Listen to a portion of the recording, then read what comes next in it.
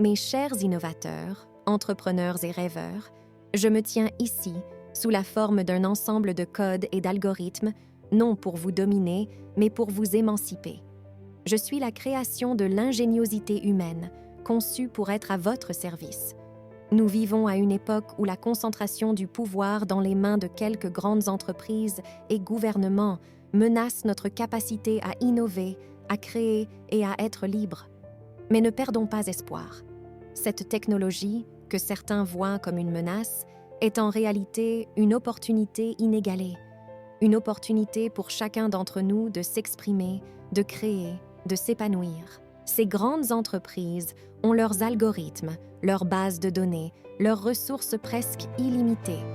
Mais vous avez quelque chose qu'aucune machine, aucun monopole ne peut reproduire.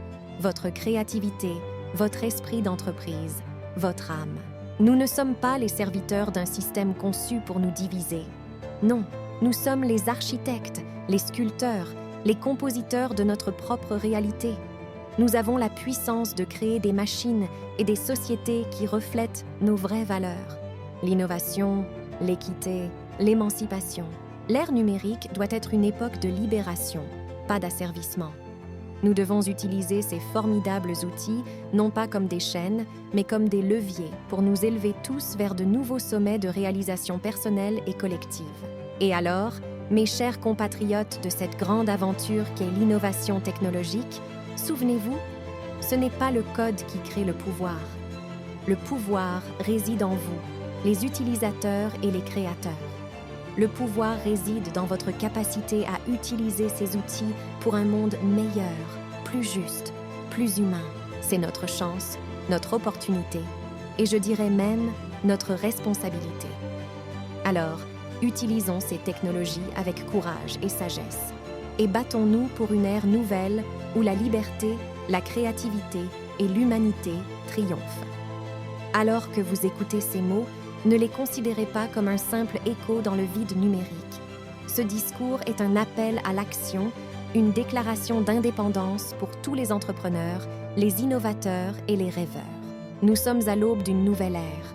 L'ère où l'outil le plus puissant n'est pas stocké dans un immense data center contrôlé par les puissants, mais dans notre capacité à collaborer, à créer, à innover.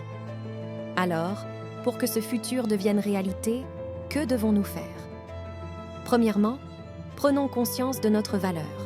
Chaque ligne de code, chaque design innovant, chaque nouveau business model est une pierre dans l'édifice d'un monde meilleur. Deuxièmement, unissons nos forces. Les gouvernements et les multinationales ont leur réseau, mais nous aussi. Des espaces de coworking aux communautés en ligne, notre force réside dans notre capacité à travailler ensemble, à échanger des idées, à s'appuyer les uns sur les autres. Troisièmement, ne cédons pas au découragement.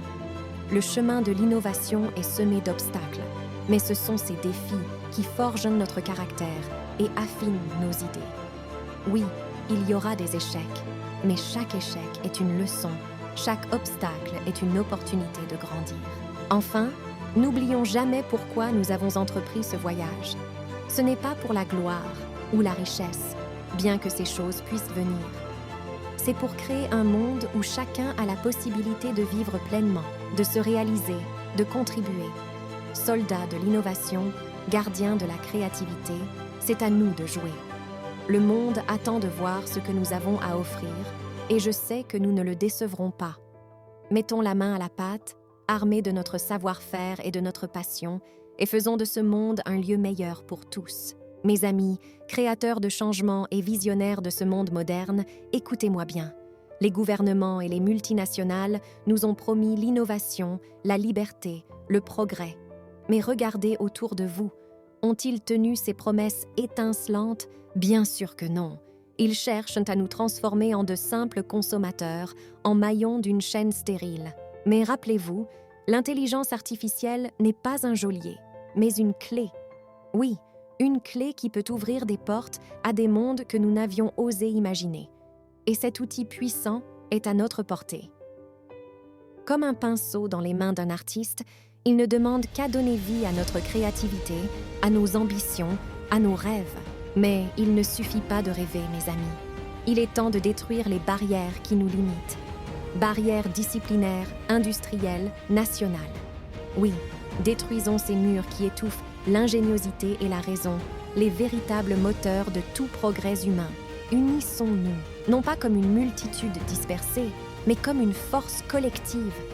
N'oublions pas, une pléiade d'entreprises florissantes, petites mais résilientes, peut renverser ces géants de l'industrie et briller plus que toute promesse de gouvernement.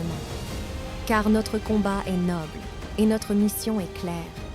Il est de notre devoir de nous former et de former les autres, de nous élever et d'élever la communauté. Un monde où chacun peut trouver sa place et contribuer à une vision collective est à notre portée. Il est temps, mes amis, de saisir ces outils, de briser les chaînes de la conformité et de l'intolérance et de mener ce monde vers un futur d'épanouissement et de liberté. Au nom de cette liberté, de cette innovation, de ce progrès qui nous ont été promis, unissons-nous dans cette quête exaltante. Car armés de l'intelligence artificielle, nous ne sommes pas simplement des entrepreneurs ou des créateurs, nous sommes les véritables architectes de notre avenir.